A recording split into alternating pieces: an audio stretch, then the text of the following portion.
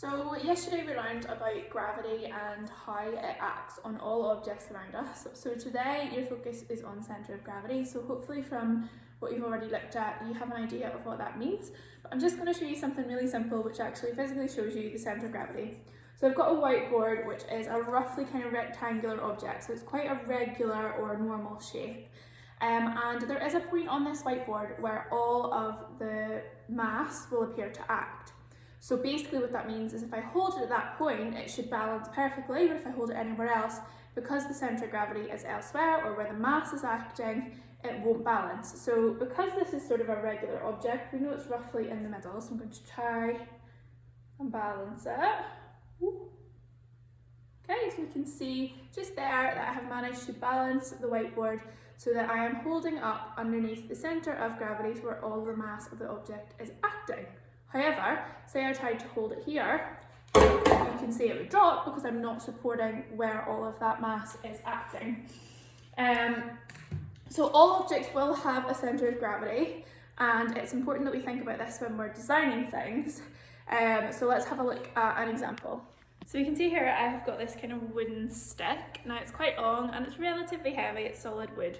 So I can show roughly where the centre of gravity is by kind of balancing it on my fingers. So it's roughly about in the middle. But when we try and stand this object up, we know that the centre of gravity, it doesn't move, it stays there, which is quite high up, and it's not got a very big base, which means it's quite wobbly. So let's watch when I try and balance it. Okay, you can see that it's fallen over really quite easily because the centre of gravity, or where all the weight is acting, is quite high up, so that if it wobbles at all, that will get pulled down towards the surface by gravity, by the force of gravity, because that's where all the weight is acting, and it'll fall over.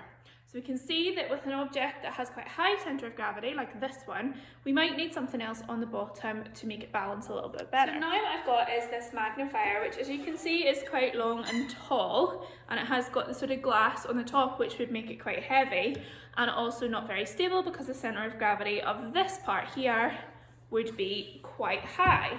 However, it's not falling over, and the reason for that is we've got a really nice wide base, which is also very heavy, so it's like a heavy metal base, because it knows that this is quite a bendy thing, so the heavy base stops it from falling over. But we can see when we move the centre of gravity so it's further over here, it is making the base work a little bit harder to stop it from tipping.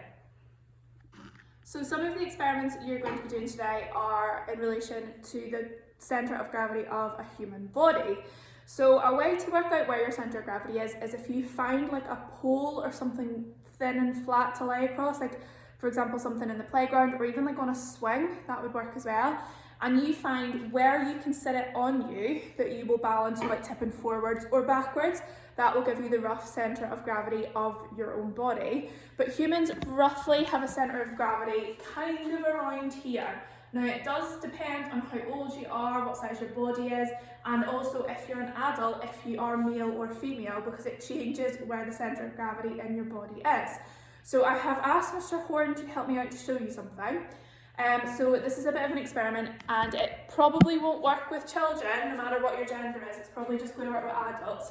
So what I'm going to do is I'm going to go on the ground, and I'm going to put my hands under my chin, and one by one put them behind my back, and you can see that I can stay balanced doing that. Now let's have a look at what happened when I asked Mr. Horn to do that. Go.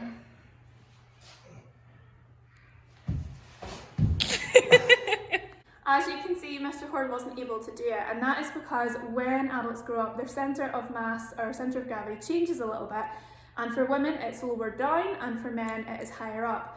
Because Mr. Horn's centre of gravity was higher up, it was harder for him to keep the weight that was floating above the ground, and he wasn't able to do that, so he fell. So hopefully some of the experiments that you are going to do today will give you an idea of where your centre of gravity is and how it is impacted by doing different things.